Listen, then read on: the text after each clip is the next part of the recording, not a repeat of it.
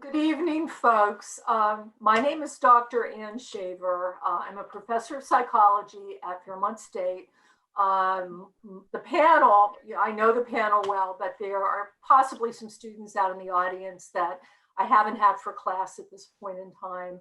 I want to welcome you this evening to our third Alumni Showcase Professional Forum. This evening, what we're going to be talking about, graduate school. Okay, so all the ins and outs of graduate school. The panelists that I have with you this evening are possibly, I don't think I have anyone who's preparing to go to grad school, but we have, I don't think so, but we have individuals who are currently in grad school. We also have individuals who have recently graduated, some that have been out and working professionally for a period of time. Possibly quite a period of time.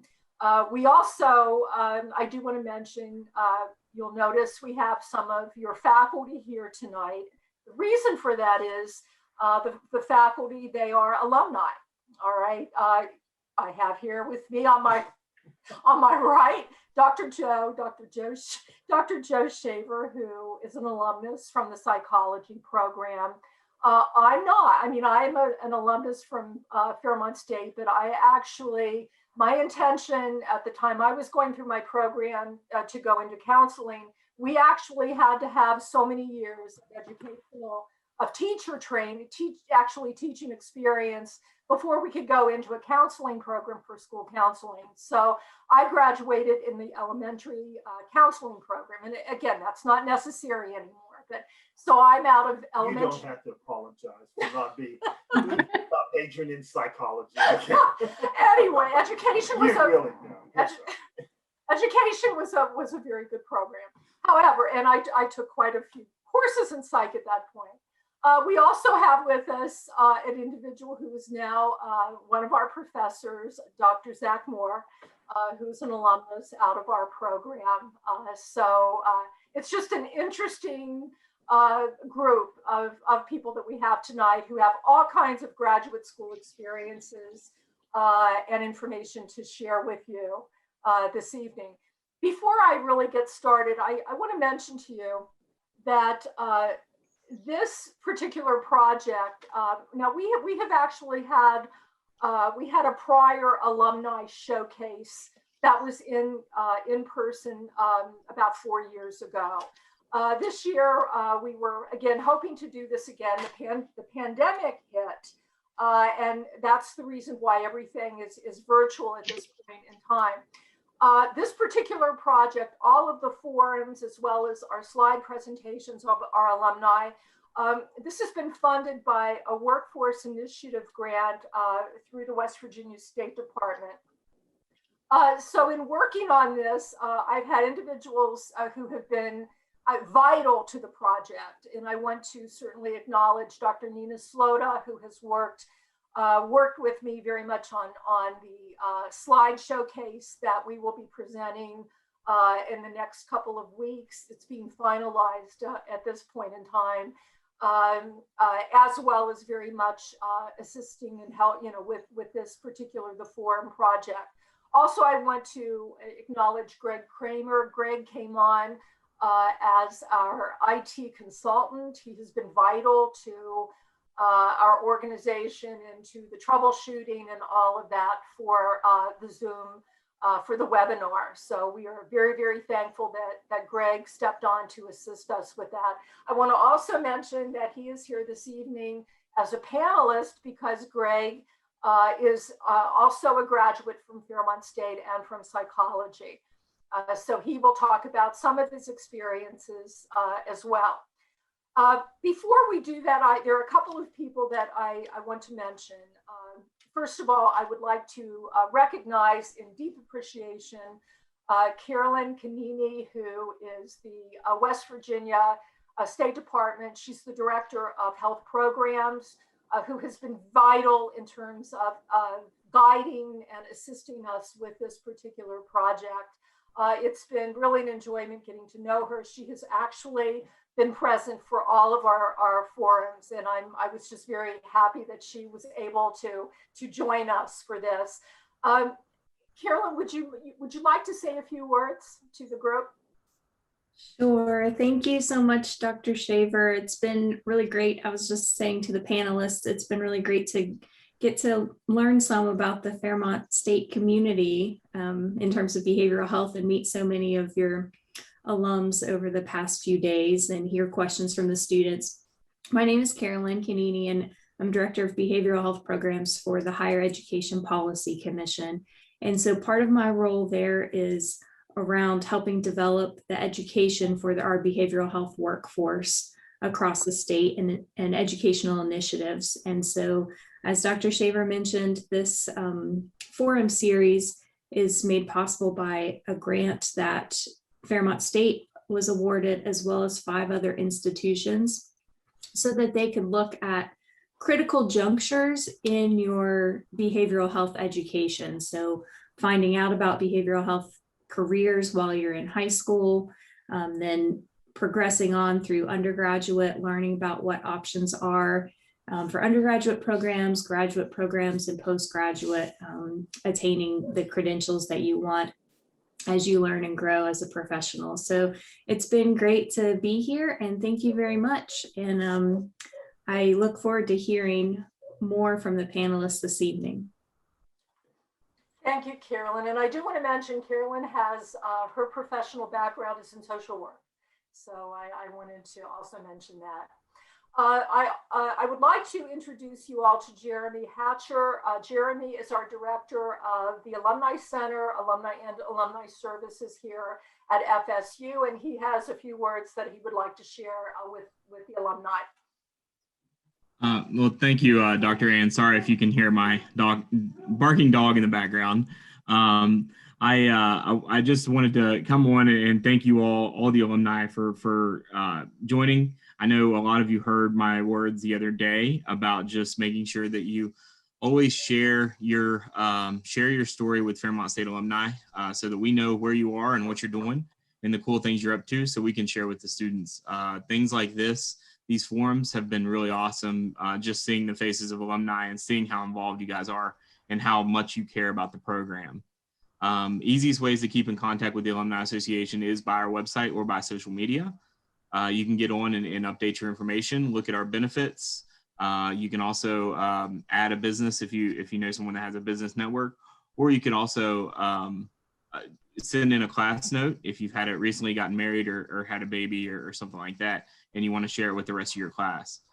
We are putting a priority in the next coming years to join more chapters, and chapters are going to be a little bit different than they have been in the past. Usually it's going to be people in varying geographic locations. Now we're actually focusing more on different departments and actually focusing in on professions. And what I mean by that is I just had a group of alumni that put together their own national security and intelligence chapter. So it works a little bit better. You guys are more familiar with the other alumni and what they're doing. So it's always a good thing. So if you're interested in starting a chapter or want to have more information about that, please let me know. The only other thing I have is Dr. Martin would kill me if I didn't mention that homecoming is October 8th this year. And hopefully everything will be back to pseudo-normal by then. We're not really sure what that looks like at this point, but that will be the date, and she's inviting all alumni to come home, whether it's for an event or to see a department or whatever. Stop by on campus and see the faculty and see the school again. And I think that's all I have, so I'm going to jump off. I really appreciate you, Dr. Ann, having me on here, and if you guys have any questions, my email is actually jeremy.hatcher@fairmontstate.edu, or you can catch me at alumniandfriends@fairmontstate.edu. So I really appreciate it, and if you have any questions, please reach out. Thanks. Thanks, Jeremy. Now, what I'd like to do is just give you a little bit of an idea of our format for this evening. We're going to do a Q&A, a question and answer period, where I will be asking our panelists a number of questions that have been created pretty much over the last few weeks by a number of our students in the department regarding graduate school. What I'd like you to do, and what I'm going to be doing, I'll be sharing those with the panelists. The first question, I'm actually going to simply have people go around and tell us a little bit about, you know, who they are in relation to what their school, and I'll explain that in a minute. However, after that, as I ask questions, I don't want the panelists to feel like you have to answer every question. I want you to kind of look at this like you're sitting in the classroom and we're having a discussion. So if you have something that you believe is relevant to say, you want to expand on something, just go like this, and I will call on you for that. With that, what I do want to mention to the student audience regarding the chat, please make sure, I know that Dr. Slota may have mentioned this in the chat for you. As you're listening to the panelists, if you have a particular question, something that you want clarified, or you have another question that you think of from what the panelists may be sharing, please, please, please write that in your chat, because toward the end of the evening, we will go, Dr. Slota will come on and share some of those questions with the panelists. So we would love for you to certainly do that. And then one more reminder, don't forget, if you're wanting extra credit, to do what Dr. Slota said. And as we said, one class, okay?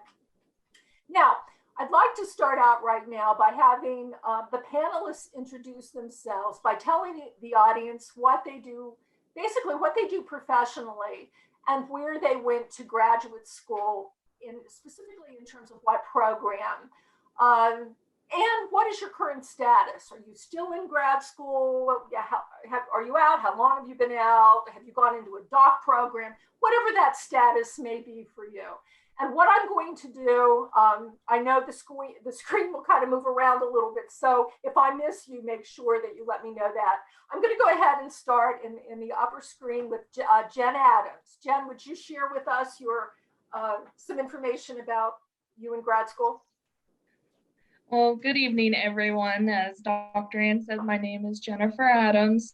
Of course, I graduated from Fairmont State in their psych program back in 2013, and then went right into Marshall University for their clinical mental health counseling program, where I spent 2.5 years and graduated in the fall of 2015. While I was working on my program, I was working as a case manager for Prestera, and then got promoted to a mental health therapist in their alternative school as a school counselor. But I wasn't really a school counselor. I was their mental health counselor in that school.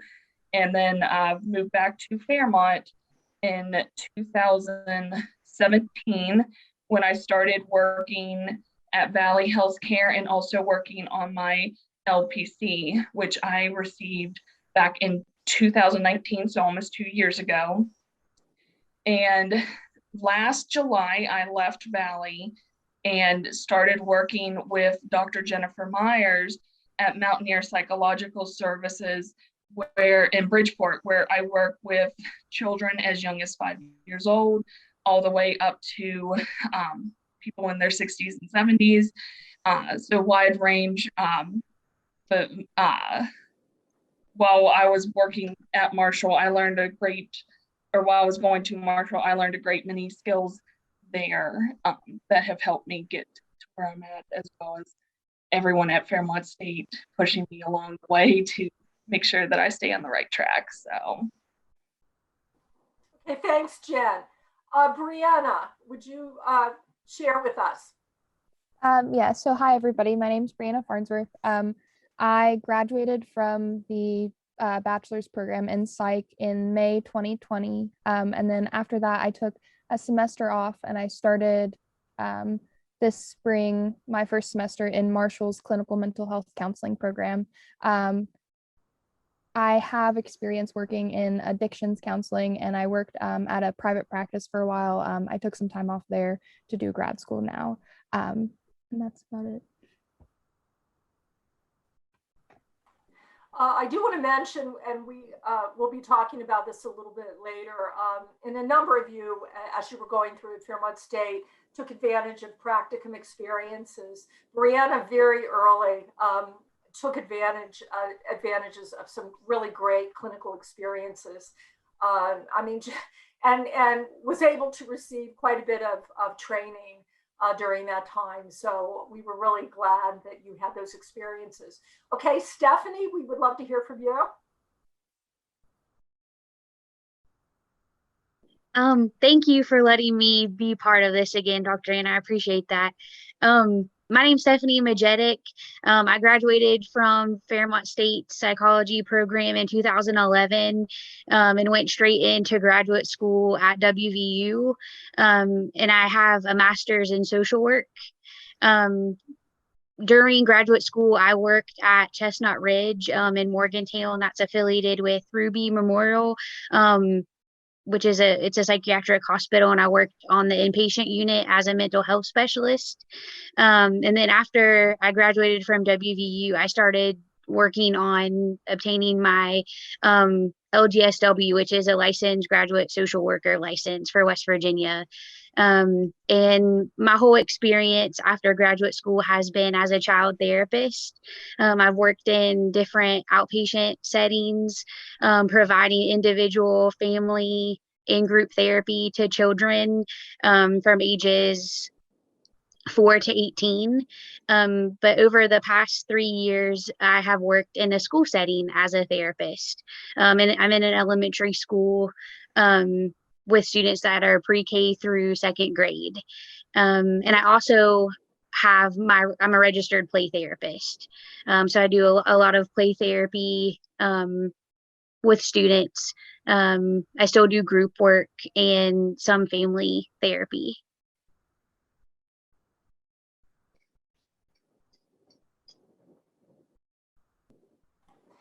Thanks, Stephanie.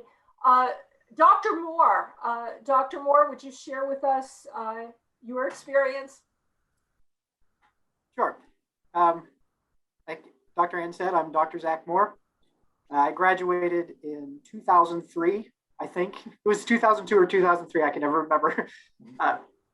And then I went to Marshall University for 1 semester in their PsyD program and determined that I was not clinically oriented. So then I moved to Kent State University in their experimental psychology program. And I learned how to be a researcher. And my areas of expertise were in cognitive psychology and developmental psychology. In those domains, I studied language, in particular language acquisition in children. What did I do? After I was done with my master's and doctorate degree, I taught at Kent State for 7 years.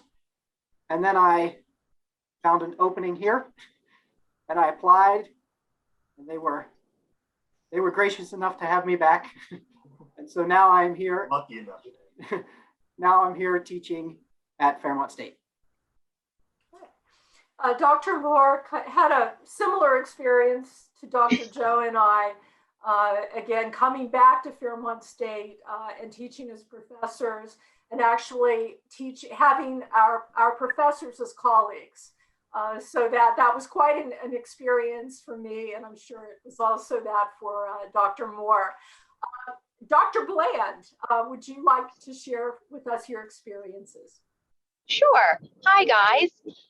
So I'm Dr. Bland. Sorry, I'm driving. I'm actually on my way to teach, so I'm going to have to hop off a little early. I apologize in advance. But I got my bachelor's in psych from Fairmont State, and then I moved straight into my master's. I went to Waynesburg University up in PA, and I got my master's in clinical mental health counseling. And right after that, I transitioned into Waynesburg's PhD in counselor education and supervision. I finished that in 3 years, set a new record for finishing a PhD in their program. And I've been post-PhD for a year now.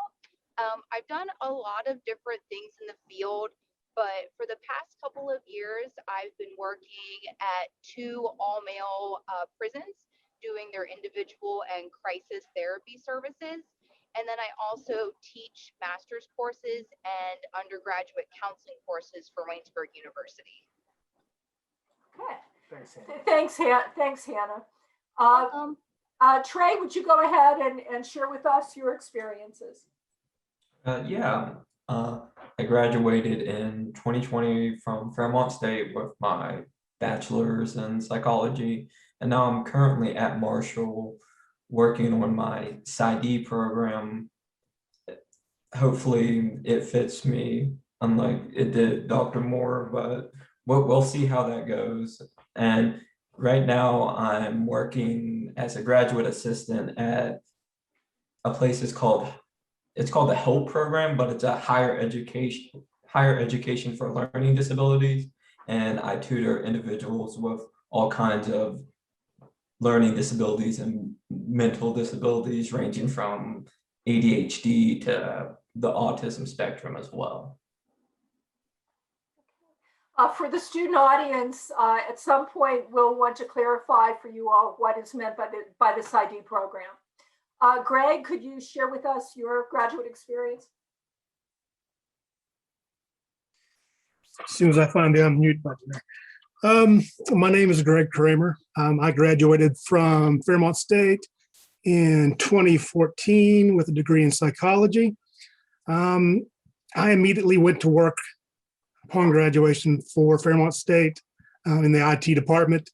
And I was there until April 17th of last year when I moved on to WVU.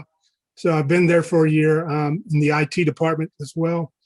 And when I was at Fairmont State, I was in graduate school there as far as the education program. Since leaving there, I've decided to change schools and go with WVU's grad program in educational psychology. Psychology is more, for me, has been more of just a fascination with the whole subject.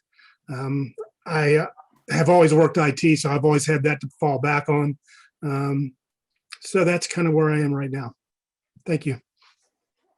Thanks, Greg. Actually, Ed Psych at WVU is my alma mater. So that's great. Heather, would you share with us?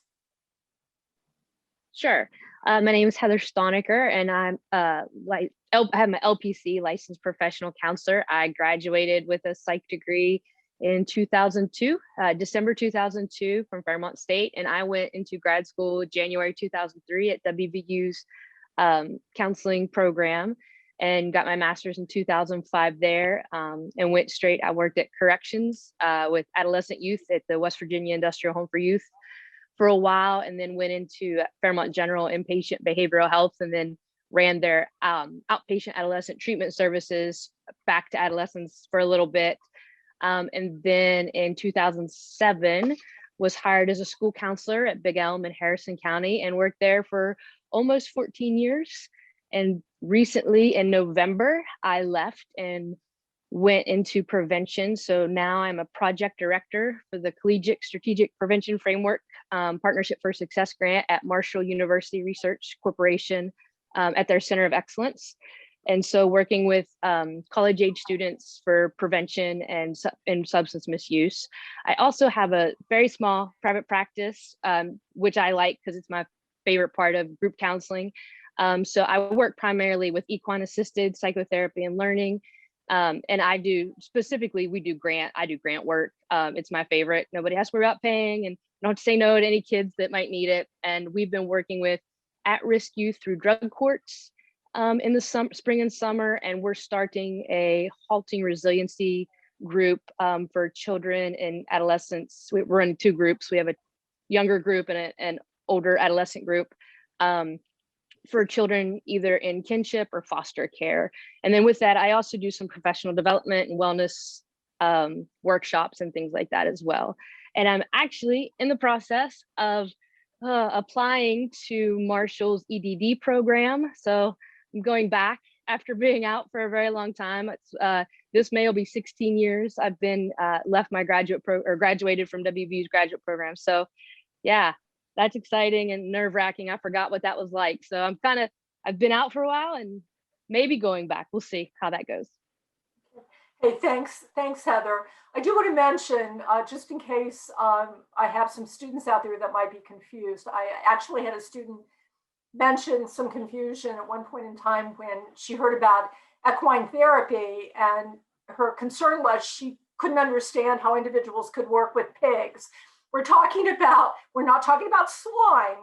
Okay, we're talking about equine therapy, horses, working with horses. Just want to make that clarification.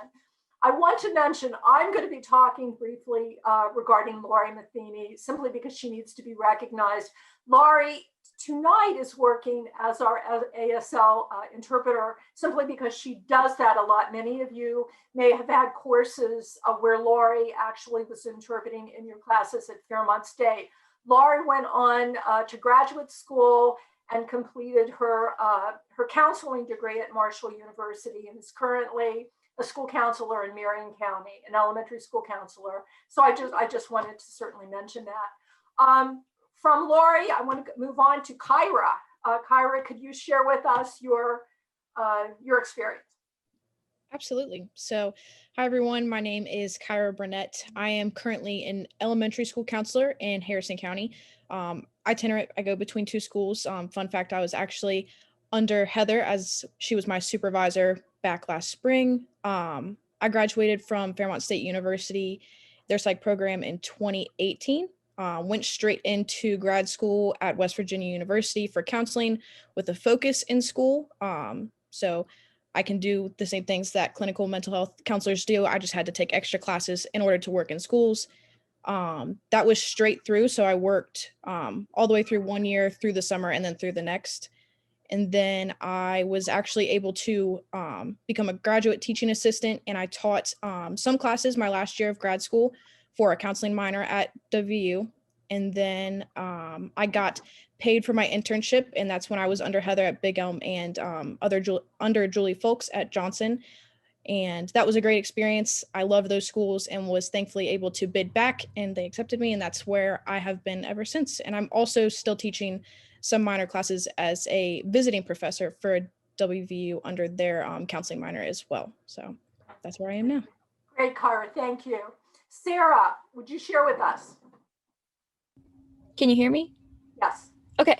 Hi, everyone. I'm Sarah. What am I supposed to say? I graduated in May of 2020 with Trey and Brianna.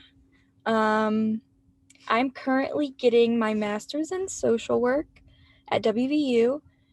I currently work at the United Way in Fairmont as their 211 coordinator. And I am transitioning actually to a job at WVU that is going to be a graduate research assistant, which I'm very excited for. So that's me. Thanks, Sarah. Matrisa.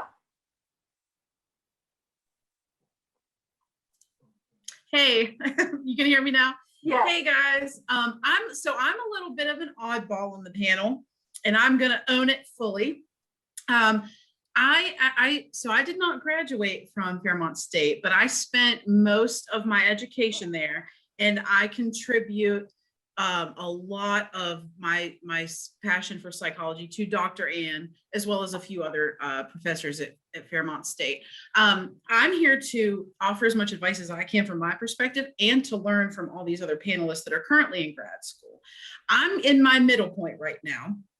I graduated school a little bit later than most. I took a break in between because I just didn't have everything together. Wasn't exactly sure what I wanted to do, what I was doing. I graduated actually in May of 2020 with a Bachelor of Science in Psychology degree from Cal U. I currently work as a case manager for a foster care agency in Pennsylvania. My job is that I work directly and very closely with CYS and Children and Youth Services. We do everything from place children in foster care. I work predominantly with foster families and foster children on a regular basis, weekly, to make sure their needs are being met. Anything that you can imagine kind of surrounding that circle of things. To do this job, you need a bachelor's degree in a psych or social services field. So if any of you guys are kind of in the middle of just graduating or not sure if you want to go directly to graduate school, I can be your in the middle person there for some of that advice. I'm in the middle of trying not to focus on the student debt that I have from my bachelor's degree to deciding on a master's program to go into. I personally do want to be a therapist at some point, and that's where I'm at right now. So hopefully I can be of some assistance to some of you guys. Thank you. Alyssa, would you share? Okay, I'm Alyssa Kramer. I'm actually married to Greg. I graduated from Fairmont State in 1991. I think I was in the first group of students that Dr. Joe had when he became a full-time faculty person at Fairmont State. I graduated in 91, and back then you could get it's like a provisional social work license, get CEUs, and then sit for the social work board. As a psych major, you can't do that anymore, but I went right into geriatric social work. I was a nursing home social worker, and that's what paid for my master's degree in industrial and labor relations, which is in this WVU School of Business. And I did that because my focus was also industrial psych. Back then we had an industrial psych program. You took all the psych classes, but then these extra industrial courses. And I did that, but I got that degree, but I just kept to, social service organizations instead of, working in, like the corporate world. It really served me well because I was able to get administrative jobs. I was a director for Head Start. And, it did give me a lot of mobility. Did a lot of things, geriatric social work, Head Start. I was an adjunct at Fairmont State for 15 years while I did my day job. I worked in advising at Fairmont State. And I also worked as a director at OIC, which is a small nonprofit training school. But when I was at Fairmont State, after so many years, I decided I really want an MSW. So I went to the WVU School of Social Work in 2009. And because I was working in kind of a demanding job at the time, most of the time, it did take me a little while to graduate. So I didn't really complete that until 2014. And then at that point went right into hospital social work. I was an inpatient therapist at Fairmont Regional. Then went back into administration with Catholic Charities. And now I'm in practice as a therapist with Shannon Walliser at Mind Body Wellness. And I've been doing that I actually transitioned during the pandemic. So it's been quite a few months. I have a full caseload and I'm loving every minute of it. Thanks, Alyssa. Jackie, would you share? Thank you, Dr. Ann and Dr. Joe. Hi. So I received my bachelor's degree from Fairmont State in psych in 1998. And then I had a little bit of a different adventure. Couldn't decide if I wanted to do counseling, a master's in counseling or a master's in psychology. So I took a couple of grad classes in psych and then decided counseling was for me. So then I ended up attending WVU, graduating from there with my master's in counseling with the school certification. So sat for the praxis exams and did the internship in the schools. So finished up with my master's in counseling, school certified in 2003. during that time worked as a case manager and then worked in institutional ed as a school counselor. Had to stop at a couple of public schools, and then returned home to Notre Dame High School in Clarksburg, my alma mater, where I currently am one of the school counselors there. During COVID and just being at home and trying to figure out what was next, I also was accepted into the EDS program at Marshall University.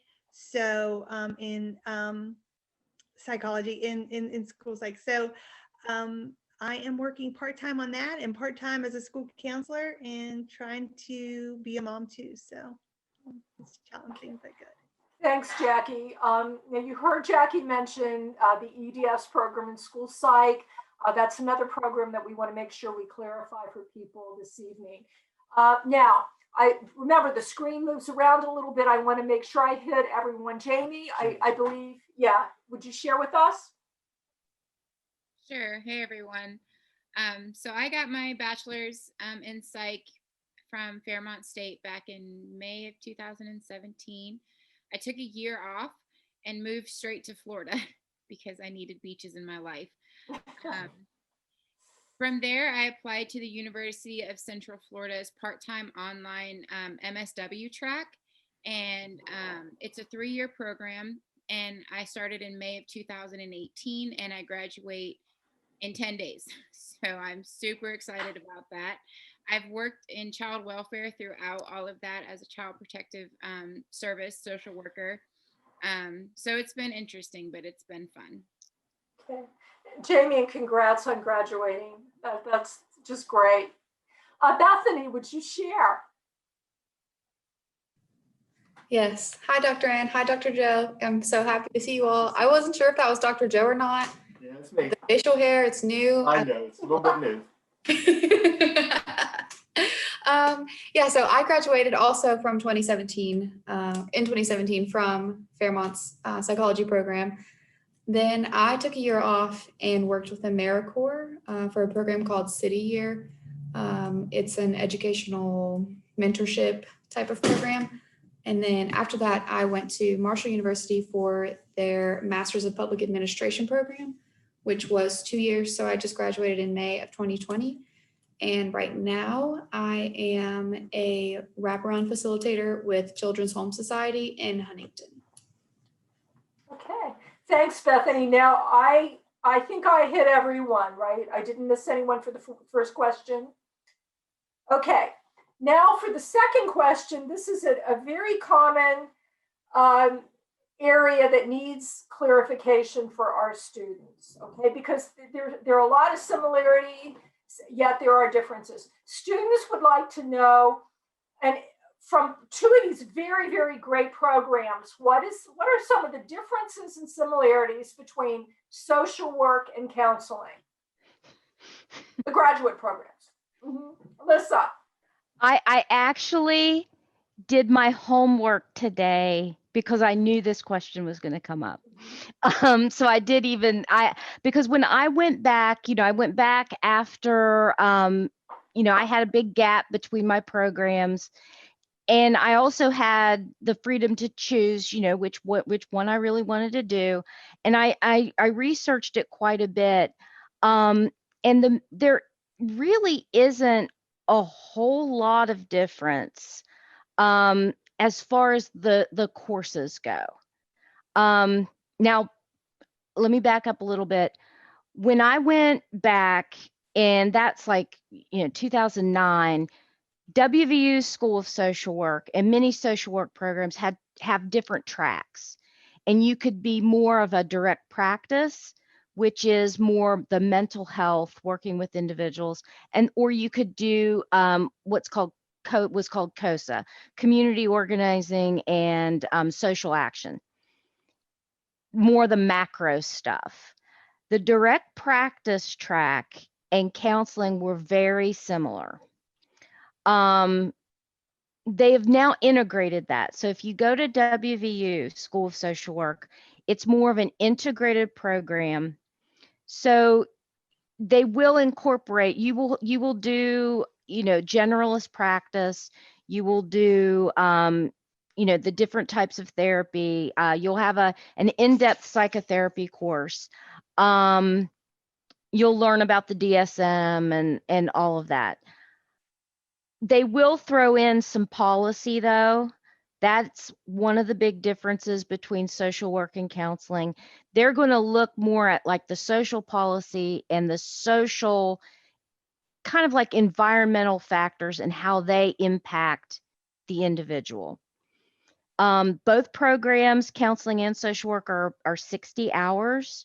Both require an internship, which takes about the same amount of time. I want to say social work might be a little bit longer. I want to say they require a 900 hours in the field, and counseling is 600 hours now. Counseling will give you more in-depth therapeutic techniques. That's how those courses are set up, to where you're going to really do a deep dive when it goes like with group therapy. You're going to learn all of those techniques much more in depth than you would in social work. When I looked at other differences as well as like the different types of jobs that you can get, and it used to be that social work, you could bill more insurances if you were to go into private practice. That has kind of changed. And I think now the only difference is social work can bill Medicare, and that's working with the elderly population. And I don't think LPCs can do that. They tried to, did that change, Heather? I know they introduced some legislation in 2019, but I wasn't sure if it passed. I don't think it has. It's still pretty, even with like even with the other state programs like Medicaid, medical cards. I don't think it passed for the one for the elderly, and even the one you can apply. It's just it's a circus. It's really difficult for an LPC for that as well. So that is, yeah, you're correct on that. Yeah, it is so insurance billing is a little bit easier if you are a social worker, as opposed to an LPC. But with the LPC, you have a greater chance of working in a school system, which is a very attractive idea to many people.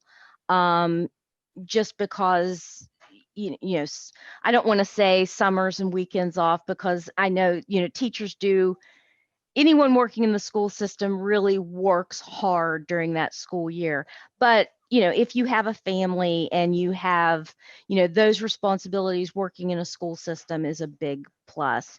And social workers, they're starting to work, more in the school system, but not every school has a social worker. So those were like the major differences that I noticed. When I did my research, and I did double check on, those particulars with the insurance and things. And I did take a look at the programs just today. So. Okay, thanks, Alyssa. Anyone to add? Heather, would you like to add something? Yeah, one thing too, if you want to be a certified school counselor through the Department of Education for West Virginia, just West Virginia, you have to have that degree in counseling with a focus or emphasis in school. Now I know unless it's changed in Pennsylvania, you could have your master's degree in social work and be a school counselor. But like Alyssa was saying though, schools, especially right now, we have Harrison County, Cabell County, and Clay County that are building, it's called Project Aware. And they are hiring school-based counselors, therapists, and you could have that social work or that LPC or master's in counseling, either one. But if you are, going through the Department of Education and getting a certificate, you have to have that master's in counseling with that school emphasis, because the school part, and somebody had mentioned it, it's at least in 2005, it was 9 more hours of classes. Your practicum and internship had to be in a school setting, and you had to do all 3 levels, and you had to pass the praxis. So just if you're looking to be a school counselor in West Virginia, at least at this point, then that's something to think about. Because, and typically if you work at an agency and do school-based therapy or school-based mental health, which means like somebody like Summit Center, or I know the National Youth Advocate Program is going to be working with Harrison County, so they'll send therapists into the schools, but they don't have the same benefits. They're going to be hired and work the schedule through their agency. So, you know, those summers, those holidays, those snow days, it depends on your agency how they do those. When I worked at Fairmont General, I ran the outpatient adolescent treatment services program through Barnes Learning Center at the time.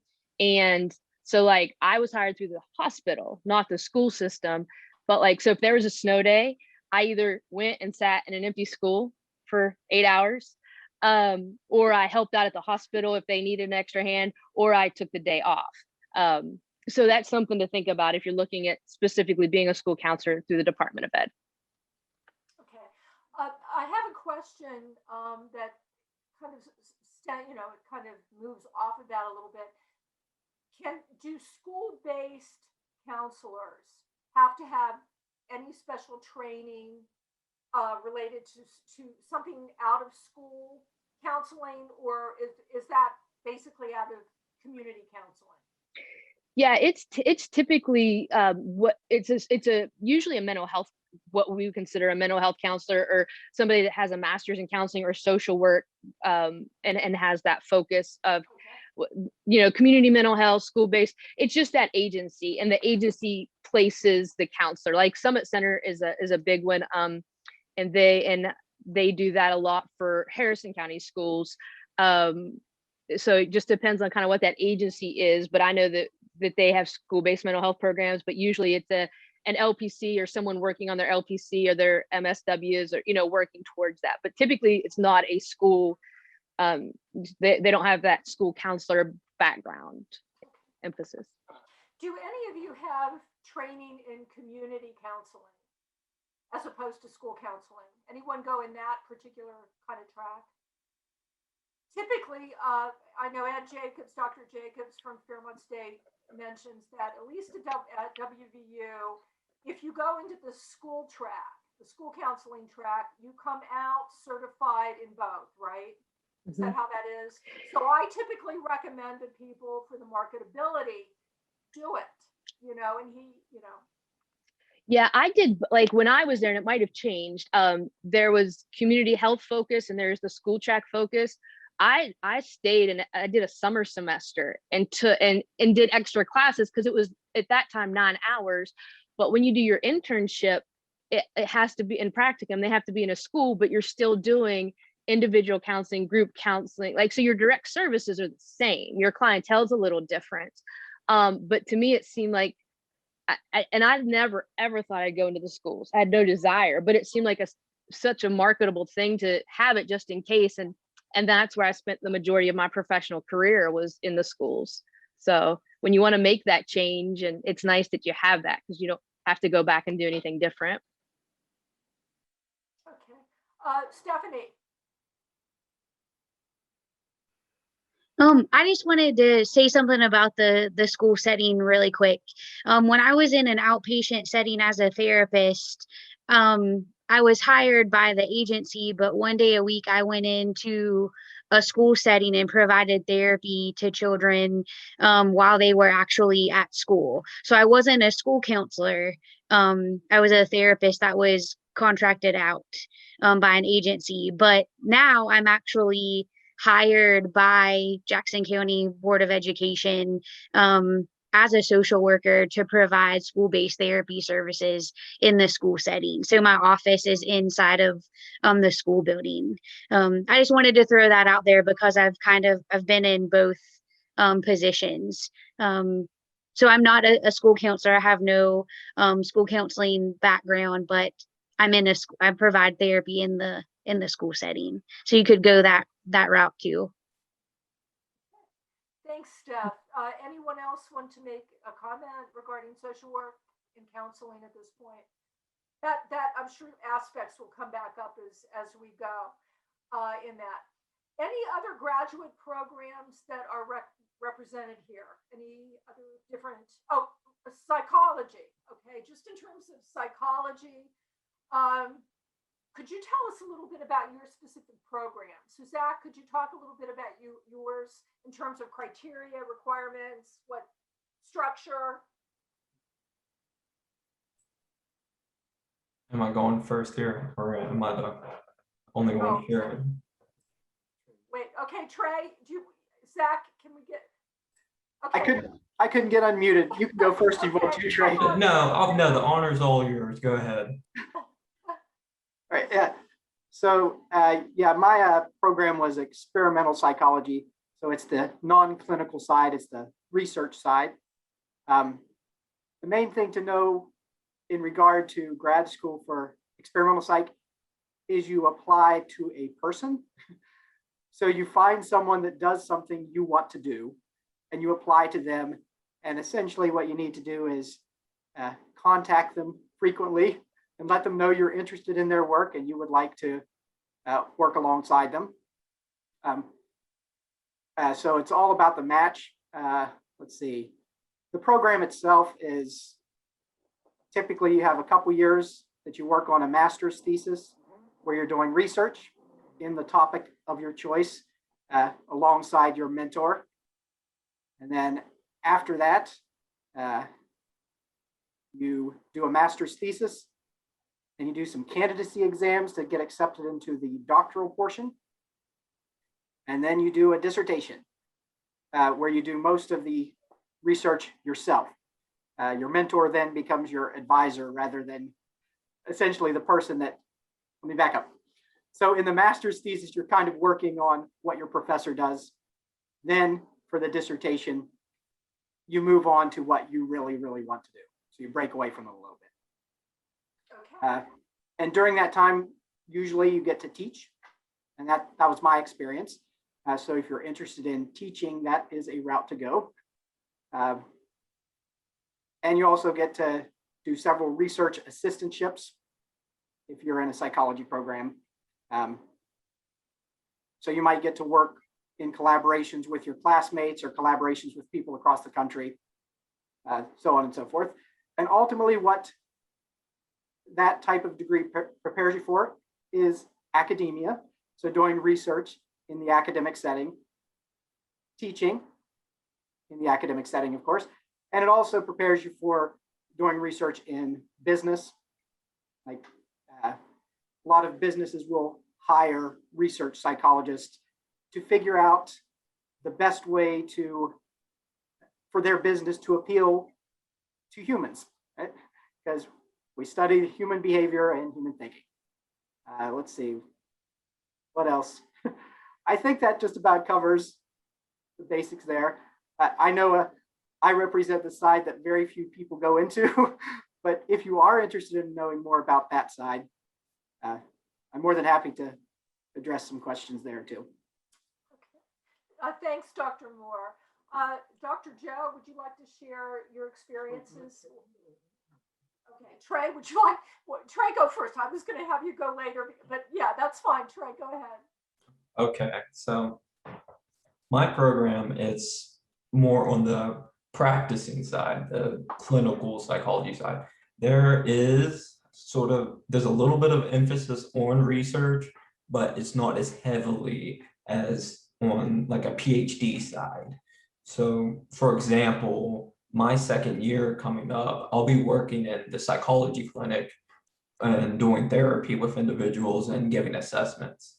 And then my third year in the program, I'll actually be placed in a practicum site where I'll work under people. And then the fourth year is also a practicum placement. So that will be more in a rural area because my program is really emphasized in working with underserved communities in other world places. So my fifth year it's a year-long internship, and there would be no classwork with the fifth year. This is just year long and you're just working, and they go under what's sort of called I'm pretty sure it's a match process or placement process, where it's all over throughout the state, or not the state, but the country, where you apply to get matched with another facility that's APA approved. I know there's talks about individuals being matched in like Hawaii and things too. But again, my program is more of the practicing, like there's a heavy emphasis on assessment, as clinical psychologists use a lot of assessments. I've taken 2 classes so far on assessments. And then again, there's therapy. So in my program, the 2 orientations you learn are cognitive behavioral therapy and psychodynamic. So you'll have specific classes on these. And then once you finish the first year, which is really heavy in coursework, the second year is when you'll start practicing everything and really honing your skills with those. Thanks, Trey. Dr. Joe, would you like to talk about your program? Well, yeah. See, the 2 contrasts there, you know, folks, just like your classes are so diverse in psychology, the programs, the graduate programs that you go into are also the possibilities are so diverse. I mean, on the one hand, you have the traditional practice applied areas, which include psychotherapy, assessment, and all. And on the other extreme, you have the research that's the more emphasizing there. And all of that is psychology. And what you want to do as students and thinking about going into psychology is do your homework. All right. And in terms of being comfortable with what you think you want to do, and then doing your research with regards to what schools are going to possibly offer that, because they're very diverse, and also understanding that there's a lot of ways that you could get to your particular goal. I mean, let's say, for instance, your goal is to get a doctorate eventually in psychology. But yet maybe you don't get accepted directly into a doctoral program. Going along and getting a master's, that practicing for a little while, that's a very big possibility. Myself, in terms of my own background, of course, I graduated from Fairmont State.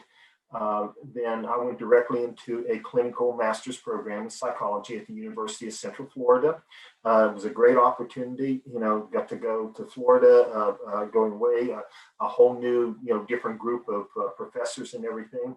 It was very clinical based, assessment and all. 2 things happened to me there in terms of the training. One of the things, my first year there, I had an assistantship with the autistic school. Okay, so I was introduced to that. And the other thing too, that I had a lot of good professors, but one of them was, her emphasis was in clinical neuroscience. And that just won me over, there. I mean, I had the physiological psych courses that you have, in as an undergraduate, and we really like that. But then, I saw the way that was applied. And along that way, I was able to do an internship at a county hospital, Orange Memorial Hospital. Orlando is where Central Florida is in Orlando, and University of Central Florida is in Orlando, and that's Orange County. And Orange Memorial Hospital is their big county hospital, and it had a inpatient program. It had an outpatient clinic, and that was able to tie all that together. After I graduated there, the actual jobs, though, at that time, the emphasis was on special education. That was and assessment, and so school psychology. That's where the majority of the positions were. So I was able to get a job in the school system, and this is what I hear a lot of you talking about with regards to counseling and social work. You might have an emphasis in mental health counseling, but yet you can practice that, being a counselor in different settings, and like the school setting. So I consider myself a psychologist practicing, in a school setting. Of course, I had to get certified. So along that way, I got a what was called then a certificate of advanced study. Now it's an EDS, educational specialist. But I was able to do that and then eventually get my doctorate. Right from the time I graduated, as I said, worked as a school psychologist in Lewis County, then came to Marion County. Along that way, I taught part-time with Fairmont State. That's how I got my feet wet there. And I really enjoyed the teaching more than, I mean, for as much as I enjoyed the other stuff, I really enjoyed the teaching. And eventually got, my doctorate. And but from the school system, I started working. I worked for 4 years with the Med Center. Had an appointment with pediatric neurology. I was a neuropsychologist there, working in that system, and was able to get my license after I got my doctorate. And that opened up a whole lot of possibilities in terms of doing consultancy, doing consultancy in school systems and corrections. I know Heather's worked at Salem, the youth center there, or the facility there. I did consulting work, did forensics there for about 3 years. On a consulting basis. I also worked in their educational program there. And so the point being is having the license in clinical side, having the dual license in clinical and school psychology. And you want to think in terms of diverse and be as marketable as you can that way. And but there's a lot of ways to get. I know, students say, well, I want to be a forensic psychologist or a neuropsychologist and all, and I'm looking for programs specific in that. You don't necessarily have to do that. Your goal might be to be a neuropsychologist, your goal might be a forensic psychologist. You don't necessarily have to get a program specifically that gives that degree. You can get that broad clinical degree, that clinical psychology degree, and then you specialize in, by way of your practicums and your internships, in those particular areas. And also, though, not to leave the research out, because as psychologists, we want to do research and we want to be involved in that. And even if your emphasis is on practice and the applied areas, you still got to do the research. You're going to have to do that master's thesis. I had to do that doctoral dissertation. We had to do that. And quite frankly, it was fun. And even though, I might not want to do that all the time, not because it's not important, just because temperament, and that's just not my forte. You get a lot of respect for those individuals who do. And that's what keeps that's what contributes to that body of knowledge that we have. And because, we want the assessment devices and the therapeutic techniques that we do, we want those to be sound from a scientific standpoint. And so if we think of it all holistically as psychology, it's not an either or type of thing. The thing of it is, folks, do your homework. Those of you who are out in the audience, the students wanting to go to graduate school, prepare now, and you can, you can do it. I mean, it can be frightening, but it's also very exciting. Okay, thank you. Two things I wanted to mention that kind of branches off from this. One is something that Greg Kramer may be able to add something about also, and that it's the programs in educational psychology, master's programs in ed psych, or doc programs in ed psych. Again, I had the counseling, I had the master's in counseling, and I had taken a number of doc courses in the clinical program, in the counseling program. But what I was wanting to do, because by that point in time, I had been practicing as a psychotherapist, a counselor in mental health, as well as in school counseling for quite a while. And I wanted to expand my skill set. So I love teaching. just kind of like that whole process. So what I chose to do, I chose to go on into educational psychology at that point. And with educational psychology, this is where, again, think of how broad the study of human behavior is, because for me, this was looking at human behavior and all the different aspects of education. And what we were able to do in Psych at WVU, you kind of focused within your kind of area.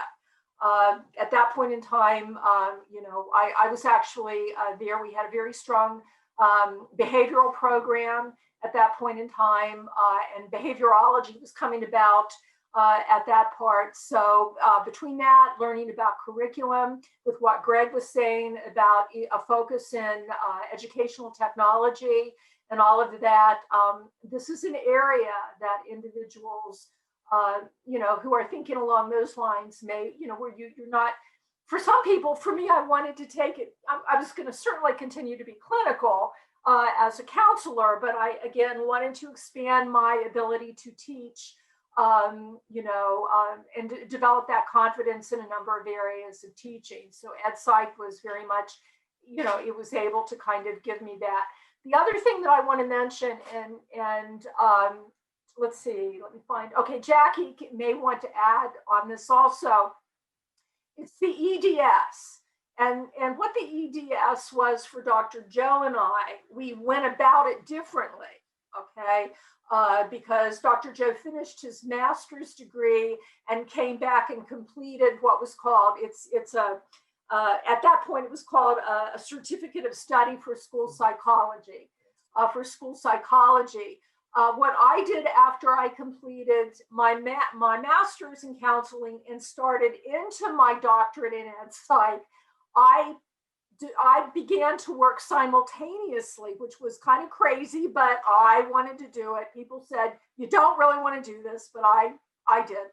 So I completed a degree through Marshall, an EDS at Marshall, as well as my doctorate through WVU, and graduated at the same time with that degree. And it was horrendous. It was a little horrendous doing that. But that EDS was an advanced certificate, which is a terminal degree in school psych, which allows me to serve as a school psychologist. Jackie is doing that now. Okay, now let me mention about Marshall. Marshall's program, the only way you could do school psych if you're receiving training in West Virginia is through Marshall.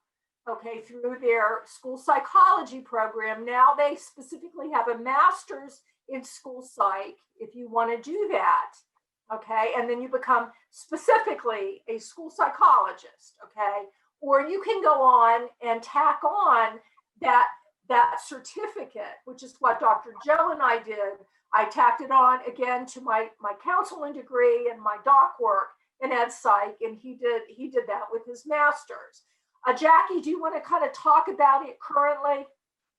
Yes, so what I'm doing, mine again, I'm part-time right now, but what I am doing, I could have like tacked mine on, since I already had my master's in counseling, I could have tacked on the EDS, or I could have taken the 2 classes I'm currently in, and then I can sit to receive my master's in psychology as well. So I thought, why not go ahead and just take these 2 classes, additional classes, and then work towards that EDS. But then that way, again, I think it goes back to the marketable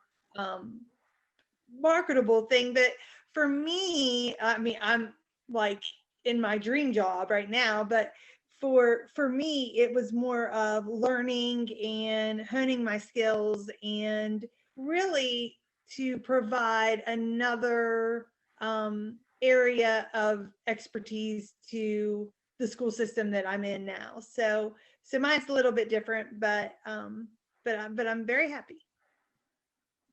Okay, thanks, Jackie. Got a question for you regarding, here's the question. Was it hard to get into your graduate program?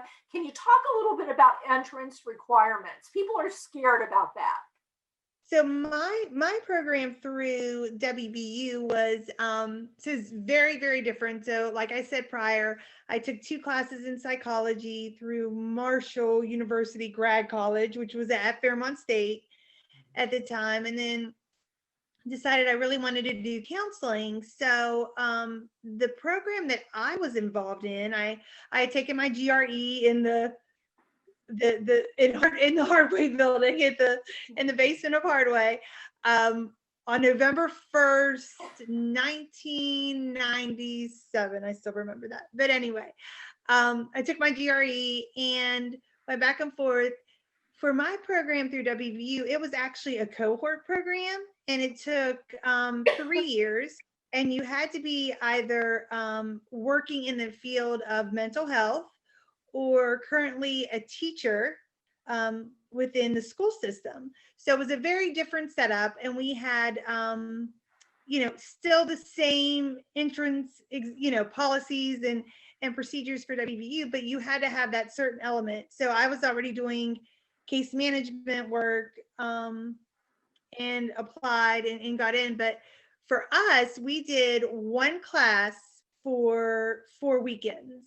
So we went and did Friday nights and an all-day Saturday. And for 4 weekends, you focused on 1 class, and then you moved on to the next. And it went all through the summer, 3 summers, and then you graduated in May. So it was an interesting track, but I loved it because I was able to work and go to school, and I just think that it was really great for me from a personal perspective, learning hands-on and just it was great. Okay, thanks, Jackie. Dr. Bland, would you share anything, because you went on into a doc program? Do you want to talk about that? And yeah, sure. So my doctorate program was at Waynesburg University, like I said, and it was in counselor education and supervision. And that program is really designed at training professionals who are focused on educating up and coming counselors and also providing supervision services to make sure that counselors are the absolute best they can be. For me, teaching is really my passion, so that program fit for me. When I was transitioning, fortunately, I already had a really great relationship with my professors in my master's program. So it made the process of transitioning from the master's to the PhD a little bit easier, but they are separate programs with separate application processes. So for me, I did an individual interview and then a group interview for the program. And then I also had to provide writing samples just to show like I was up to par, I was capable of one day like doing a dissertation. So for me, I did the program in 3 years. It's designed as a 4 to 5 year program. But I told myself I was going to do it, and I did. I would not recommend doing it in 3 years. So you spend the first 3 years doing coursework, doing internships. So you'll do teaching, you'll supervise master's students. You also have so many hours in counseling you have to complete, and you have to track all of those. And then you start working on your dissertation, which for most people takes a minimum of a year if you're really like on the ball. For me, I did my dissertation, I did qualitative narrative research on the mental health perceptions of rural Appalachian pastors. So if you're interested in a PhD, start figuring out your interests now. So when you get into the program, you can already start building your ideas, start figuring out what you want to research. It saves a lot of time. But for me, that program has really evolved who I am as a counselor. You get to go more in depth. I learned more techniques. I learned to be a better counselor through it. So if you're interested in being in academics, or if you're interested in being in some kind of supervisory role and you're looking at a PhD, I would really recommend that program. okay, thank you, Hannah. Thank you. Welcome. Any advice that you might give? We have we have students who are who have and are at this point working on being admitted into, and hopefully admitted at some point in time into a graduate program. Any advice that you would give to students who are contemplating, entering into grad school? Bethany. So my experience is a little different. I went a different route than everybody else here, which I think is kind of cool. I went for the public administration master's program just because I thought that would make me more marketable, and I didn't want to go directly clinical or directly research. And I have an interest in policy, so that's how that worked for me. So if you're not sure that you want to go one way or the other, I would say maybe take a year and do a program like AmeriCorps. For me, that was really valuable. But if you are ready to be admitted and you're geared up, absolutely look for graduate assistantships. I worked for the Marshall Housing and Residence Life, and I got a graduate assistantship there. And so that covered all of my housing and my meal plan and 70% of my tuition. And so all that I had to pay for was 30% tuition and books as far as graduate school went. So please, please, please look for the assistantships. I know Trey mentioned the HELP program at Marshall, that they offer assistantships if anybody's interested in going to Marshall. And that's one of the programs that I applied for as well. And usually they're listed on the university's website under the general HR page.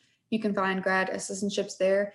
And I think that I started applying for that probably in March or April when I started in the fall of that year. Sorry, I don't know why I can't talk.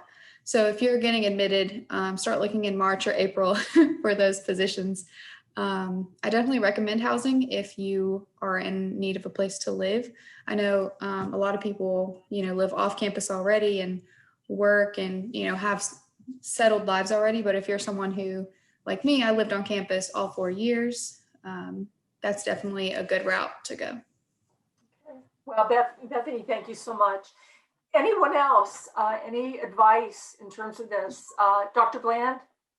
Yeah, so for me, my biggest piece of advice, this might not be like the most traditional piece of advice, but if you can, go to as many interviews as possible. And when you go to the interviews, ask what clinical and theoretical orientations those professors have. That's really going to determine the way they teach and what you're more likely to focus on. So I know in my master's program, most of my professors were humanistic, existential, and psychodynamic. So because that's their foundation, that's what a lot of what they taught me. My theories and techniques courses were focused mainly on that. So I became really good in those areas, which is great because I'm naturally psychodynamic. I'm very Jungian in nature. But for some people in my program who were more behavioral, they really struggled because it didn't match with who they were. So when you start going to interviews, just ask them about their own orientations to see if you guys are going to match up or not. Thank you. Thank you. Anyone else? Any advice on grad school? Trey? Okay, so this may be not good information for people about to graduate, but people maybe in their junior year, I recommend doing those classes that aren't required, like or research with professors. In my interview, they loved that. They loved that I knew what Qualtrics was. They loved it. Another thing I would recommend is like getting practice. That's one of the points they look at is these practicums, that classes that are offered at Fairmont. These are beautiful. They want to see that experience. They wanted to see clinical experience, at least in my area. And another class I recommend, it sounds a little bit scary, and I don't know if it's being taught now because of COVID restrictions and everything else, but advanced psychometrics, that really helped me so much. Walking in there and understanding these and having experience with these and hands-on really prepared me, because I had to take 2 classes where I had to administer these to so many people. So having that experience beforehand really helped me. And plus, it's a talking point. What was that? Hoping to bring that back in the spring. I hope so. Spring semester. I mean, we couldn't offer it last spring because of restriction. Yeah. But it was just another talking point in my interview. Okay, thanks, Trey. Heather? Yeah, just a couple. I want to follow up on what Trey said. I don't even know, if you guys offer this anymore, but I took independent research and studies with Dr. Ann, and that research that I did, it gives you something to talk about in an interview that's going to be different. Even if other people take a class of that nature, your research is going to be different than what somebody else did, more than likely sitting next to you. And if they didn't do it, then you have a leg up. And I also TA'd with Dr. Fedora and Dr. Rohrball way back when for stats, and being able to say, I don't even know if they use SPSS anymore, but yeah, I can run these, and yes, I've done these and I've taught these. So anytime you can do something like that is huge. And the showcases that I did when I did my independent research and studies class, and then we showcased it, and to be able to talk about that. And then the other thing, when Dr. Bland was talking about it, made me think, when you get ready to do your interviews, something that I did, I got on, like I was doing WVU, that was my first interview. So I went on there and looked at their faculty, and I read their bios, and I learned about them. So when I was sitting with Ed Jacobs, I'm like, tell me more about impact therapy. That seems really interesting. And like, so I, and just kind of jumped off and saw what their orientation was, and then wanted to discuss that with them. And that helped later when you're looking for that advisor or that person to connect with at a graduate level and to do research or whatever it is with.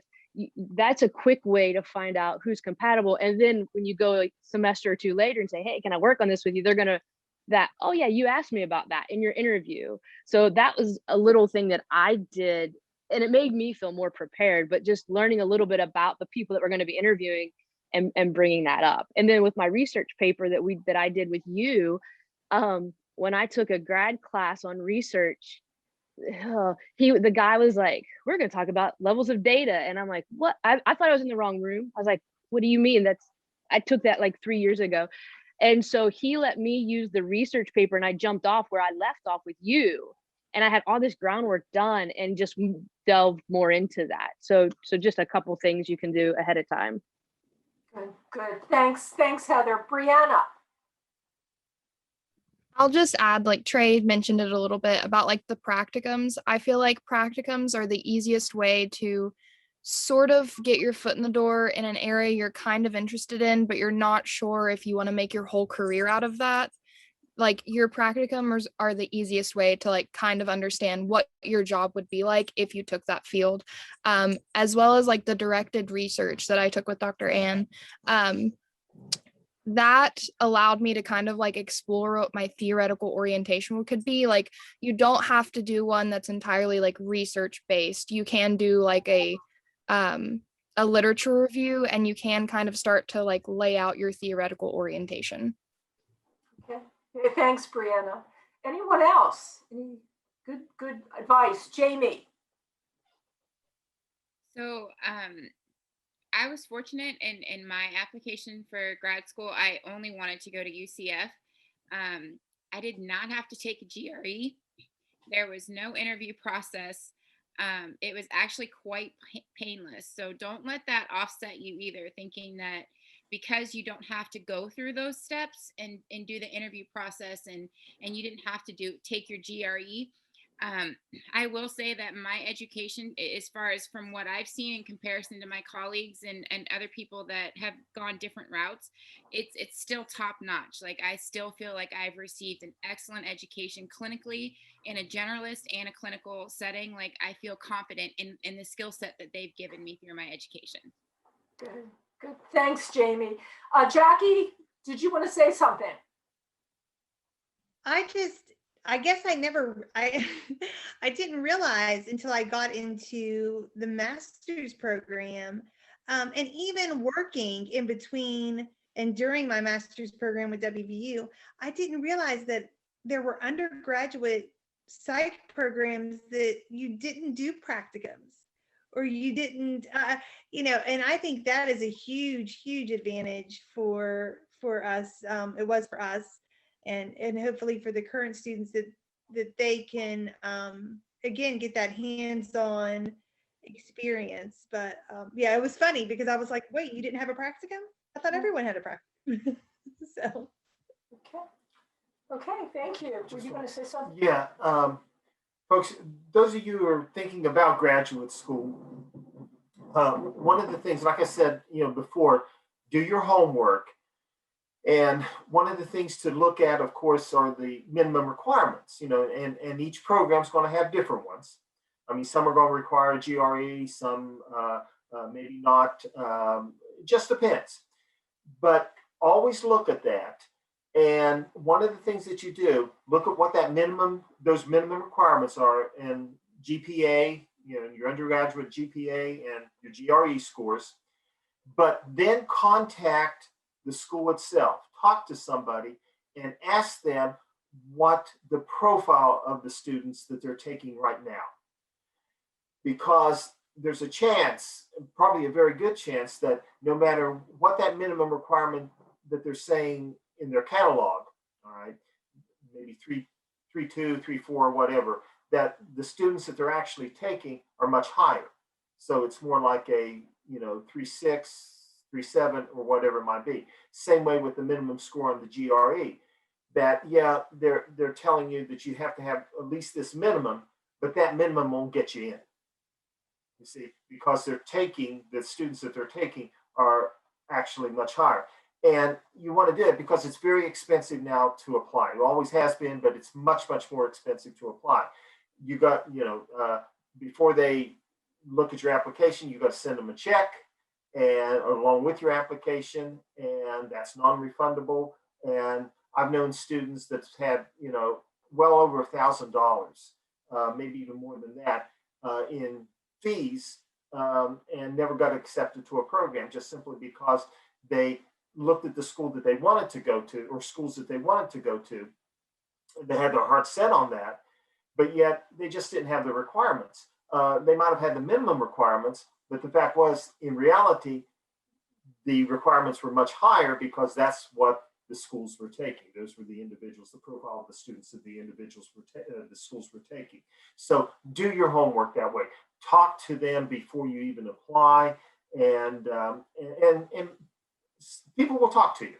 I mean, you call them, they will, and they'll get back with you. And just make sure, because it's a long process. It can be very emotional and very expensive. So you want to do your homework. Anything else, Jen? To follow up with what Dr. Joe did just say, I personally had that experience with Marshall where my GRE scores were not where they were supposed to be. They were actually a little bit lower, but I still wanted to go there. So I contacted down there, and they pulled up my application and the references that I had, my GPAs, everything that I had submitted. And they told me that I was actually one of their candidates and that I would be accepted into their program, but it would be under a probationary status until I had completed 12 hours with them at a 3.5 GPA. So they will work with you on that if you call and contact them and talk to them about it. And one thing that I want to say, because again, we don't want students to be frightened about the graduate school process in any, I mean, I know it's anxiety producing, but what Jen was saying, we've had this with students with the PsyD program before.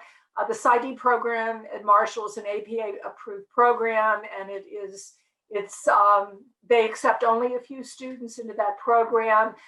In the past, we have had students who were accepted provisionally, and what they mean, they will put them, like, they'll start out in like the psych, taking psych courses, and then they will kind of watch. Again, there's no real guarantee that you will get in at that point, but we've had success with students who have chosen to make that commitment.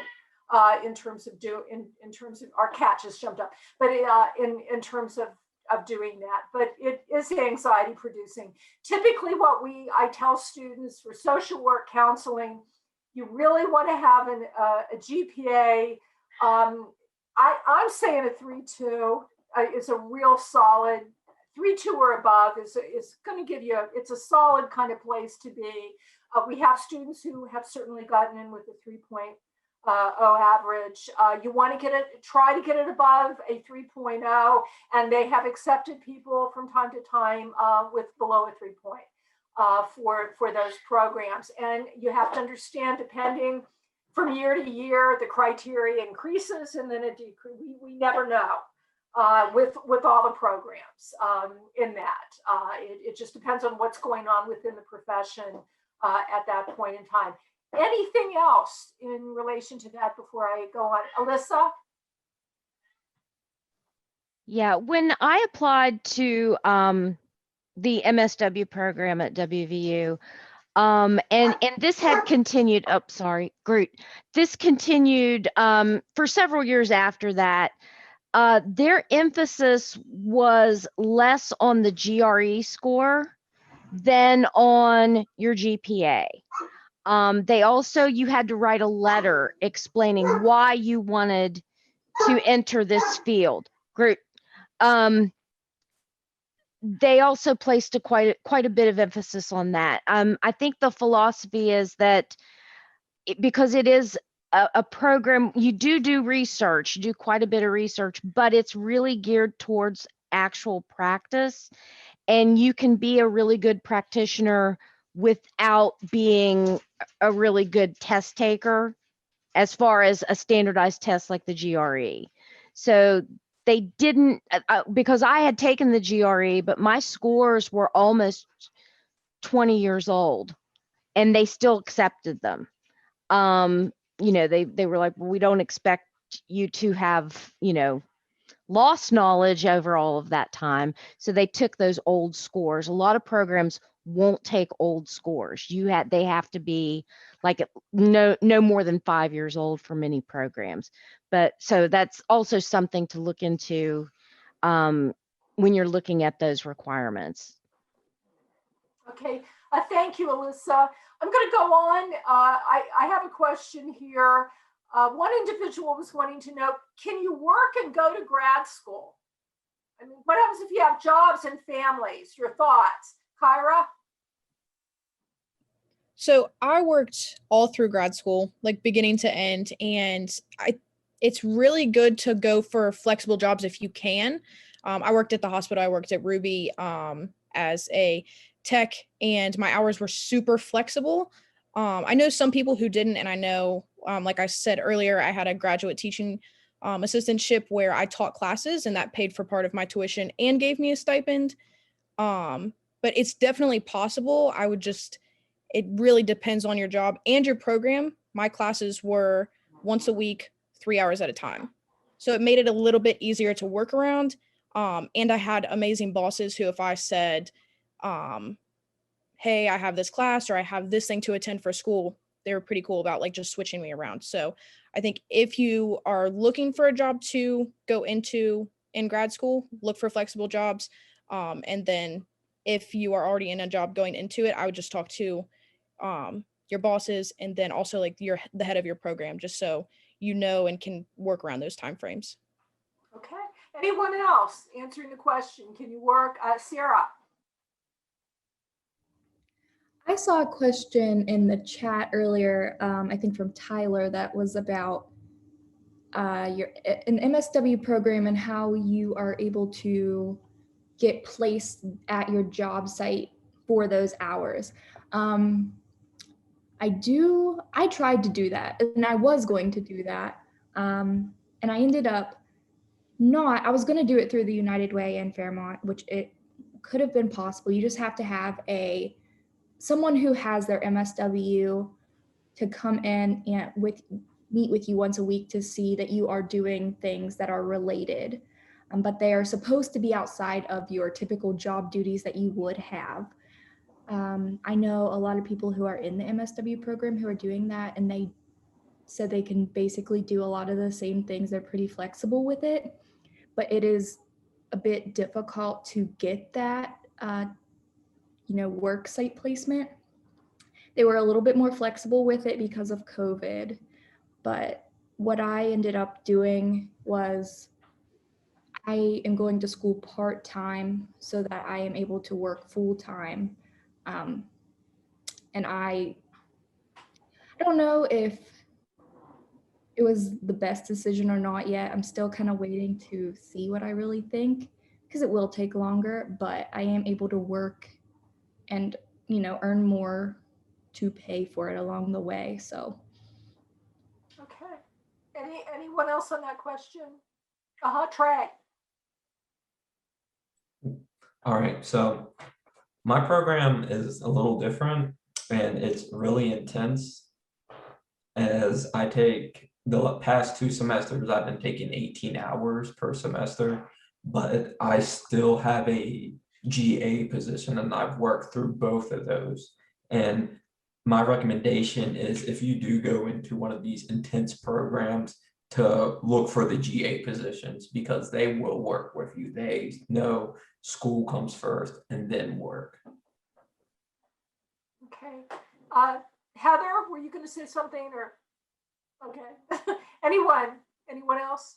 Okay, Alyssa.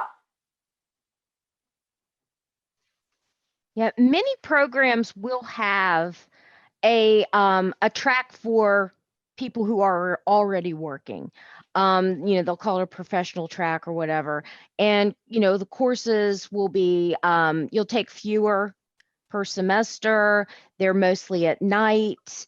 They're online offerings. So it's like you enter it with a cohort that is, geared towards folks. Everyone in that cohort is working during the day. A lot of schools will have that option. So that's always great. One thing about working, and this is, particularly for social work, sometimes you can get a job with your bachelor's degree, and they will pay for your master's degree. If, working for the state can sometimes be really challenging, but if you do it, long enough and then you apply, they will reimburse your tuition, a large amount of your tuition. And right now, like if you enter, I think Concord has a social work program, and if you already have a bachelor's in social work, it's a year. So if you go through that program, the state paid for a year of your schooling, you just have to give them 2 years back.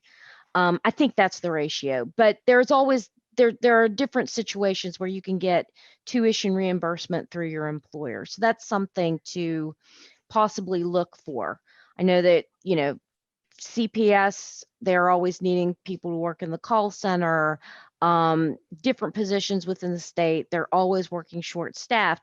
It's incredibly challenging, but if it reimburses your tuition, it may be well worth it. Sure. Thanks, Alyssa. Dr. Moore, did you have something you wanted to add? Yes, I was going to say, at least in my experience, that there are some programs that will essentially make you their employee as part of the program. So you automatically have to do graduate assistantships and teaching assistantships. And oftentimes they'll do a tuition waiver and they'll provide a stipend above and beyond that for living expenses. And I know a lot of the experimental programs are that way, and a lot of the clinical psychology programs that have heavy research components also do that. So there are options out there for grad school to be your job. Okay, thank you. And I'm going to go ahead right now. We're really moving along here.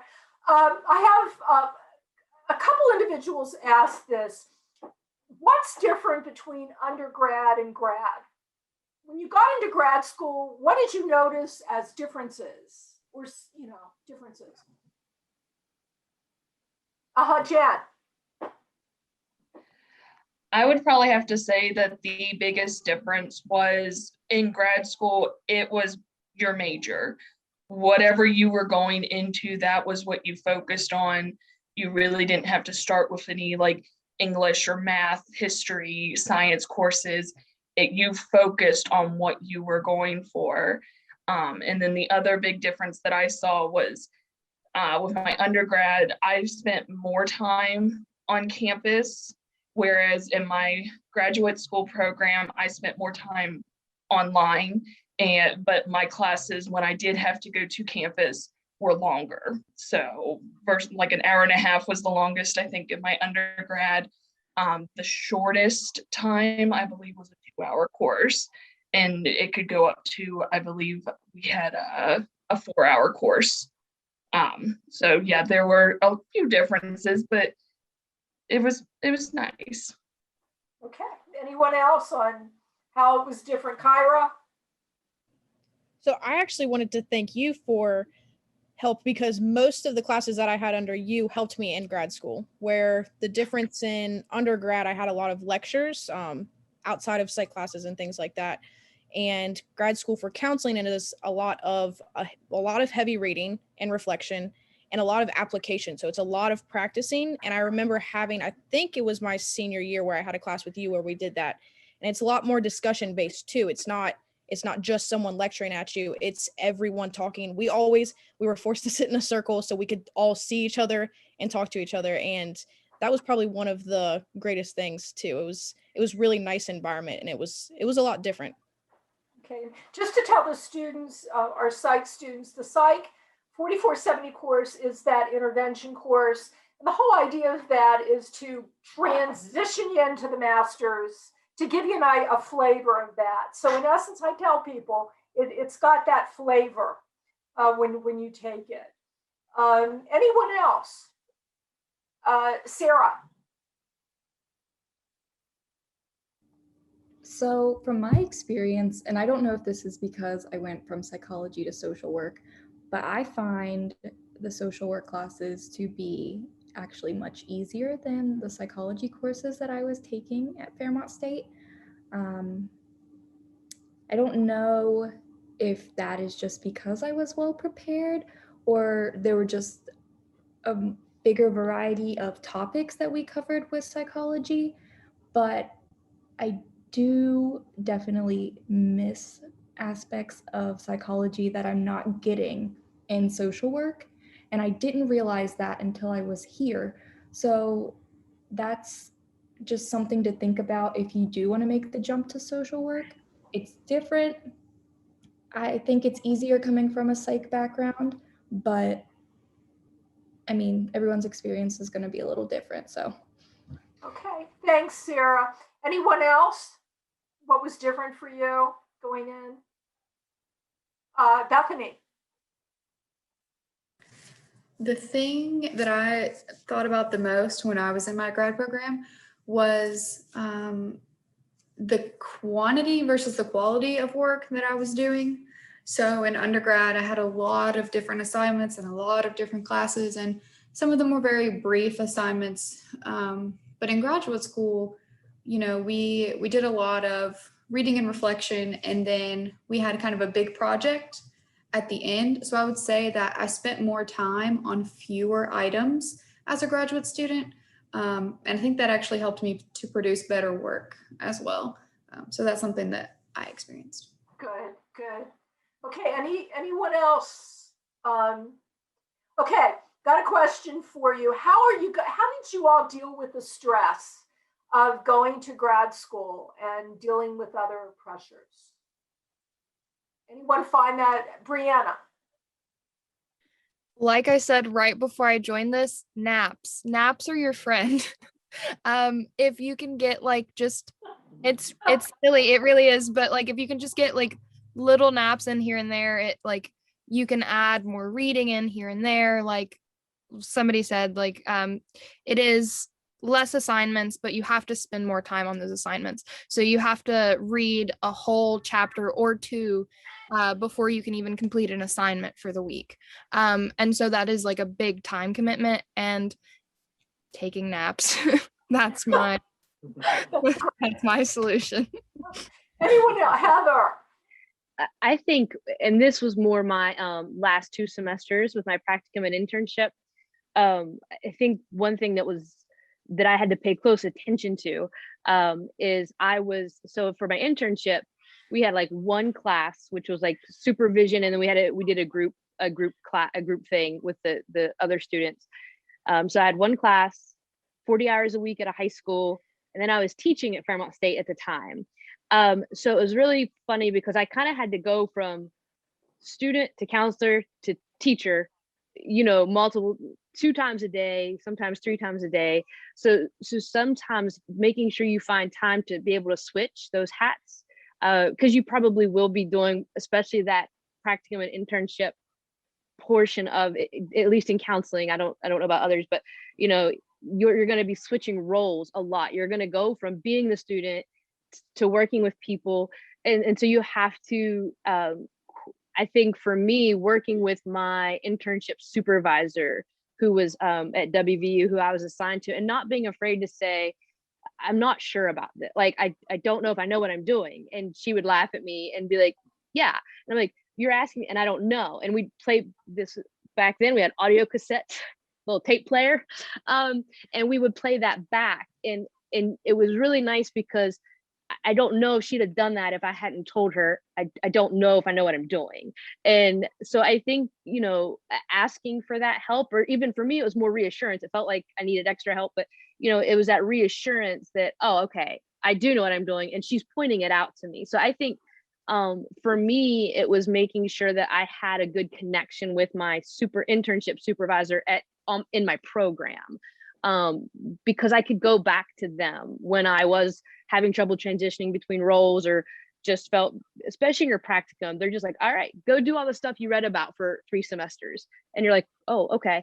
That can be nerve wracking. And especially when someone is sitting across from you and they're telling you all these things and you're like, oh. So I think making sure you have that connection with someone in your program. Okay, I'm going to go ahead into another question, and then we'll see maybe we'll have a chance for a couple of chat questions. This is an important question that is asked a lot. Students are asking, should I go into an online program or not? Or your thoughts about online, because we certainly all have online courses. Any thoughts on your experiences, Jamie? So my program has been entirely online. There has been no classroom, like in classroom.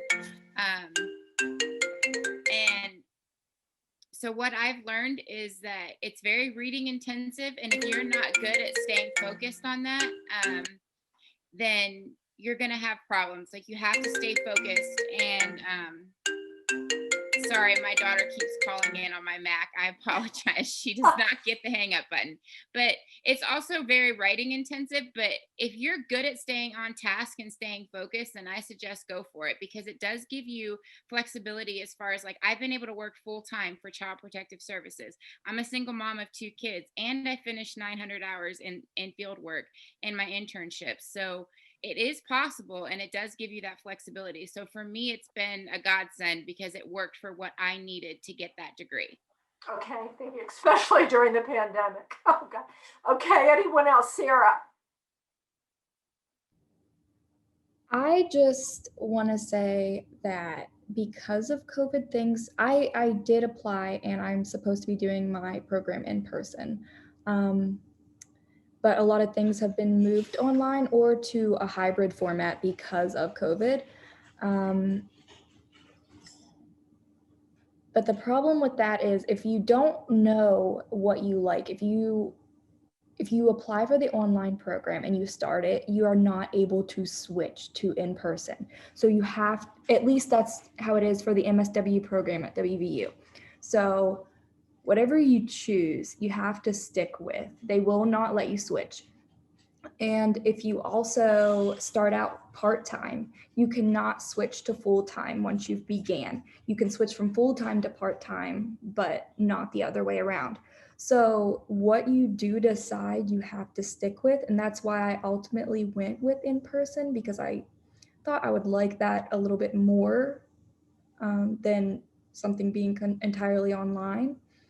But if you think that you want to do it online, like, go for it. It's just, you cannot switch here. Okay. Anyone else? Brianna. My program is entirely online, and I do find that our professors like supplement things, like they have their office hour, they're always available in a Zoom meeting. You can just join to ask questions. One nice thing about it, my program, is if you feel like you aren't doing very well in the online portion, you do have the option to switch in person. Okay. Anyone else? Anything? Trey? I think it really just depends on what program you're doing. Like in my program where I have to give assessments and I can't give a waste online. You can't do block design online. So it's really just depending on if you're comfortable online and what program you're really wanting to get into. Okay. I want to make just make a comment also, over the years, because we've seen, years of students going through and all of that. With anything in life, always understand we can make changes. Got it? And people do. And I know, Zach, you got to go with your temperament. You really have to, sometimes you may enter a program and kind of get a feel, and something might not feel right for you initially. I initially, in my master's program, I started because I got a master's in counseling, and I was really contemplating, I thought to go into my doc in counseling, but I was going into, actually it was the same program. So I was going to have pretty much the same professors during that time. And it just, I knew almost instantly that I wanted to stretch more. So that's why I moved over to Ed Psych, so I could, increase my skill set, because I already have a master's in counseling. I felt pretty proficient in my ability to do psychotherapy and counseling. And I made that change. And I continued to take, again, I had a really cool situation because I was able to take courses. My program allowed me some flexibility to add in courses from other departments. Sometimes you can't do that, but I was certainly able to do that, and it just helped. It worked for me, but it's okay to change, to move from one program. Again, Dr. Moore, that's something, you got to feel for one, and as you really got a sense of who you were more as, you just kind of knew you wanted something different. It's okay to do that. Would you not agree? Yeah, I completely agree. Yeah, and by the way, even the stuff that I changed from was still very useful. It helped me figure out what I wanted to do, and I still use the information and the skills that I developed during that semester. I use it in my everyday life today. So. Yeah, absolutely. Absolutely. Okay, what I would like to do right now, Dr. Slota, we don't have much time. We have about a half hour, and I'm going to need about 5 minutes to kind of wrap up with everyone. But do you have some questions out of chat?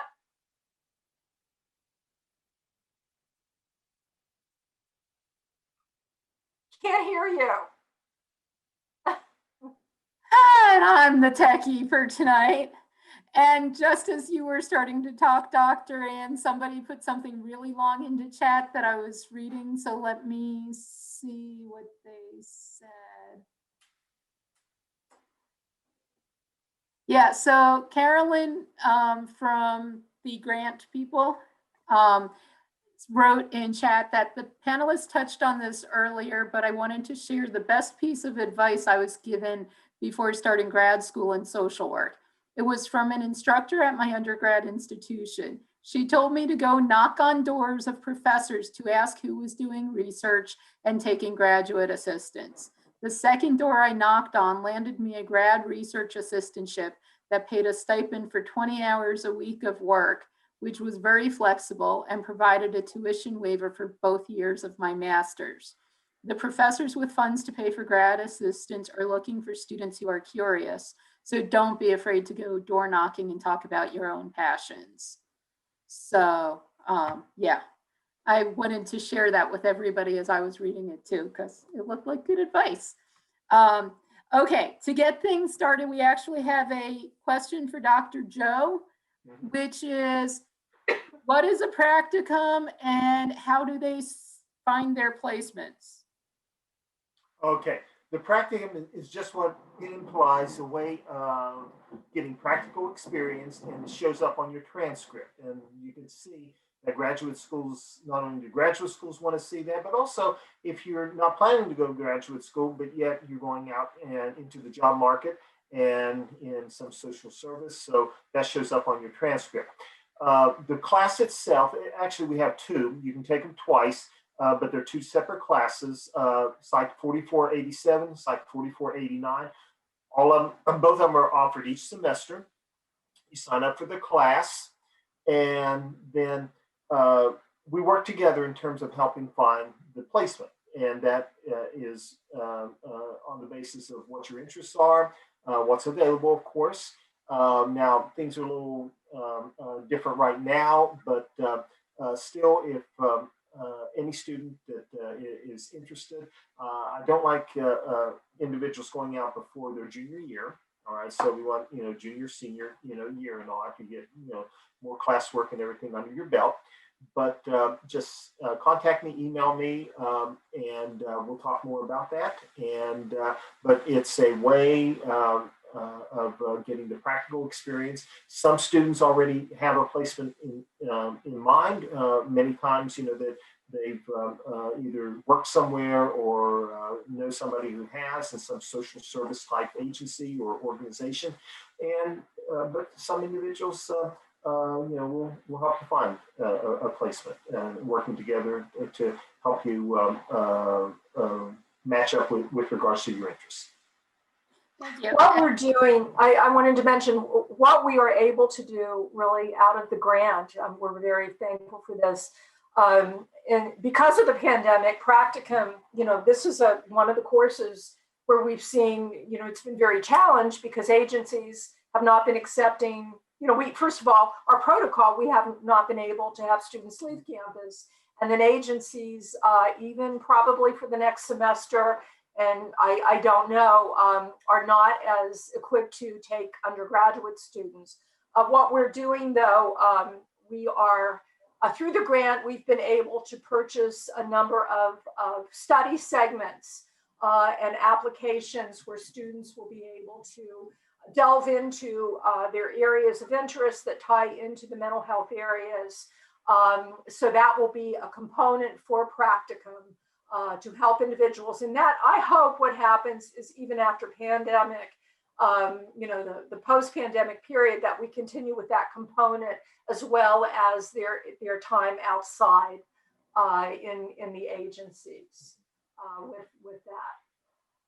And Dr. Joe, from the practical point of view, do I remember that for students who want to sign up for Practicum, they have to talk to you and they can't just go into Felix and choose it, correct? Right. Okay. Yeah, we have to do an override. Okay, that's what I thought. So in other words, guys, when it comes to advising, talk to Dr. Joe before you talk to your advisor, because we're just going to tell you to go talk to Dr. Joe. Right? Okay. Send me an email. Yeah. Okay, and then the next question is for Dr. Moore. One of the students is from Ohio and wants to go back to Ohio. So do you have any suggestions about grad schools in Ohio? Either the experimental research kinds of programs or the clinical counseling kinds of programs? Like, did you have friends in any of them? Yeah, well, the Kent State clinical psychology program it's a very, very good one. It is highly competitive, but it's very well respected. University of Akron also has a pretty decent clinical psychology program. I can't remember there's a couple in Cleveland. Cleveland State is, it has a pretty decent clinical psychology program as well. Oh, there's another one in Cleveland. I can't remember what it's called. Not Case Western. Case Western is another place to look. And I believe that both Dr. Ransom and Dr. Cast went to Ohio University in Athens. Yeah. OU, I think is what it's not OSU, it's OU, right? Ohio University. But all of those have very reputable programs. Thank you. And Bethany? Yeah, sorry, I was gonna say Case Western. I have a friend who is in the Case Western social work master's program right now, and she's really enjoying it, and it's gotten her really connected to a lot of agencies. So I could get some information on that if somebody is interested as well. And I made some connections in that area because that's actually where I did my AmeriCorps service, was the city of Cleveland. Cool. Okay, so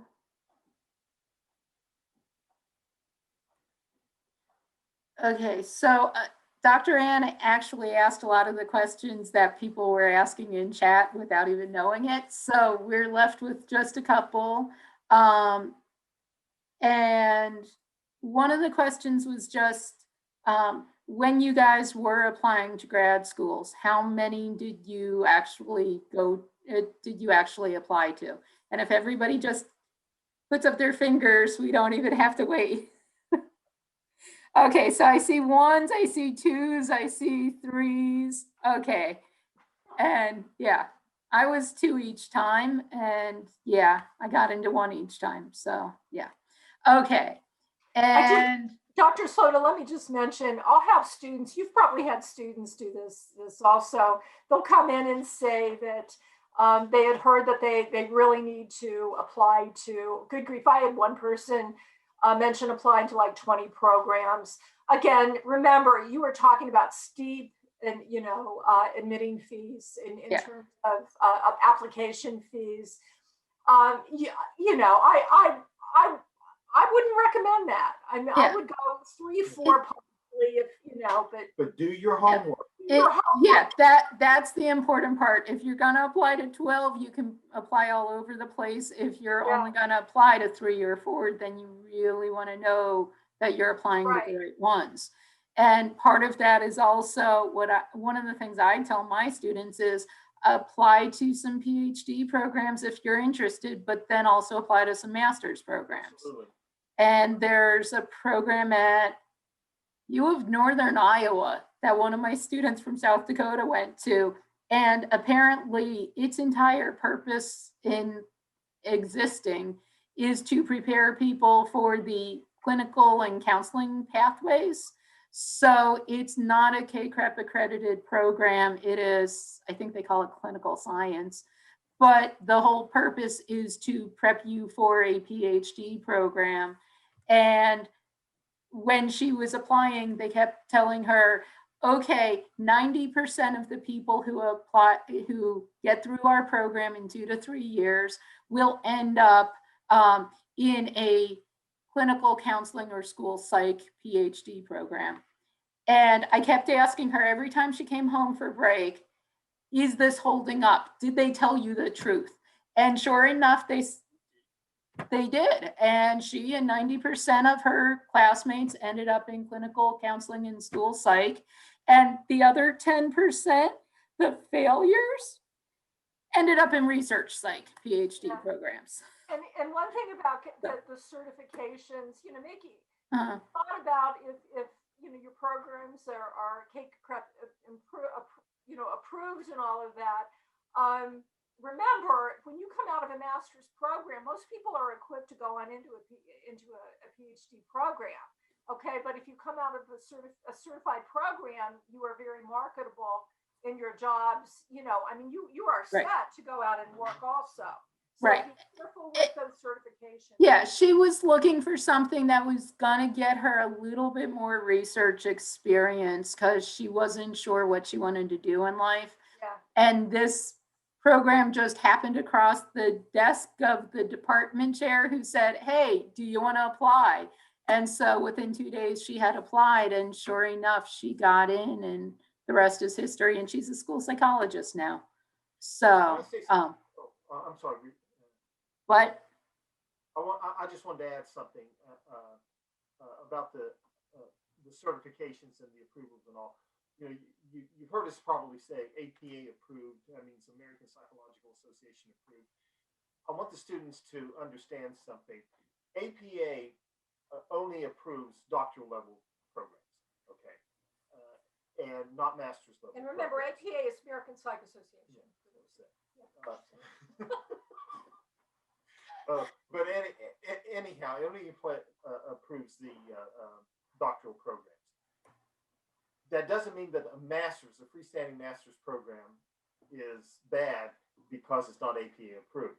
They just approve doctoral level programs. Now that might change. They are working on a way of maybe adding some type of certification or some type of approval to masters, but that hasn't been done yet. So the point is that if you don't, like what Dr. Slota was saying, if you apply to doctoral programs, make sure they're APA approved. All right. But for fallback, if you're interested in psych, applying to a master's program in psych, it's not going to be APA approved, but it's still a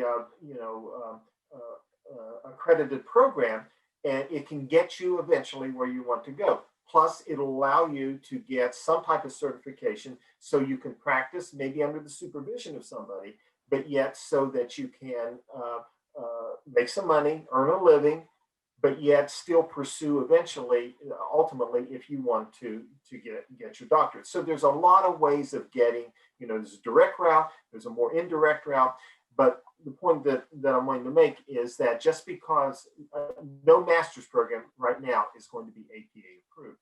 But here's a good thing too. In West Virginia, you can practice. West Virginia right now is the only state that allows you to get a freestanding license in psychology, and you can practice independently. Okay. Other states, there's different levels of licensure, but they don't allow you to practice independently at the master's level in psychology. West Virginia is the only state that still allows you to do that. Okay, and so that's something to consider. So a master's in psychology, especially if you're wanting to stay in West Virginia and work in there, can allow you to even practice, open up your own practice independently, or it allows you to pursue the doctorate and whatever doors that opens up.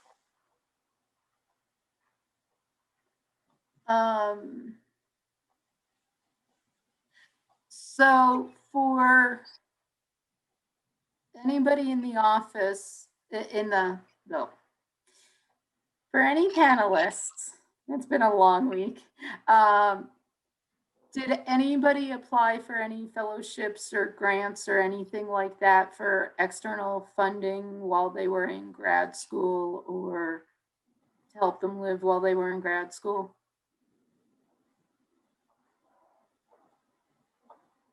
You mean outside of the university? Either outside of the university or within the university, because some schools will have grants that you can apply for that aren't GA-ships, but they aren't other things. And then there's all the federal, like pre-docs and stuff like that. One of the questions was, did anybody go through that to apply for them or get them or anything like that? I guess the answer is I had a fellowship and an assistantship both. okay. Graduate school, I don't know. Okay. I had an assistantship, and I did that. Okay. But it was internal. I mean, it wasn't from an external source. It was internal. Okay. And Alyssa, was your hand raised or not? Yeah, WVU School of Social Work does a merit tuition waiver. Okay. It's not 100%, but I think, the most I ever paid was maybe $200 for a class, or for the semester. And then there were some really small, like $500. There were some small external grants that you could apply for, and I got one of those one year. Cool. Okay. Anything else, Dr. Slaughter? How about one more question? I think that was actually about everything. Okay. Does anybody else in the audience want to type something in real fast? One last question. I think everything else got addressed in terms of online school versus in-person school. And well, this then wraps up our showcase forums, and I just want to thank you all. So many of you were actually participated on some of the earlier forums with us. We miss you. We do. You continue to be part of us, and we just wish you so much luck with what you're doing. For those of you who sent your slide information, our showcase presentation of alumni is almost complete, and they will be on YouTube. We will be sending you out that information, so you can see that. It will also be placed on the Workforce Initiative on their website. So that's going to be a really cool thing about that as well. So that's coming out soon, and we will be getting you that information. I think it's rather creative. I'm proud of it, and it's so great to see you all on it. I hope you enjoy it. I hope you all do. Remember, if you need any of us, you know how to get a hold of us. And I've always mentioned to students, if you have any kind of even ethical issues, questions, and you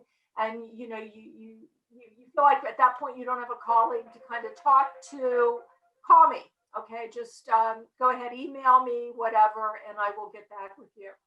But anyway, best wishes to all of you, and take care. Take care.